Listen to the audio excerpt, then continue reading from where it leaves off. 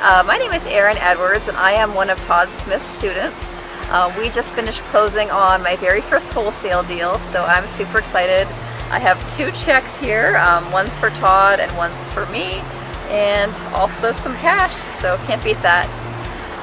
Overall, I would say this was a little bit harder than I thought, getting this first deal and then selling it. But honestly, I learned so much through the process that I just can't wait to go out and get another one.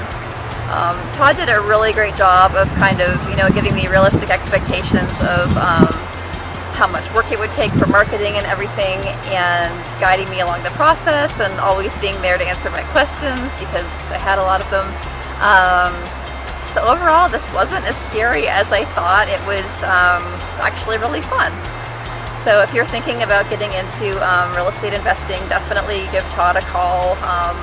I am so glad I didn't try to do this on my own, because I feel like I would have spent a lot more time being frustrated, which I could avoid a lot of that working with Todd. So thanks for watching my video and have a great day.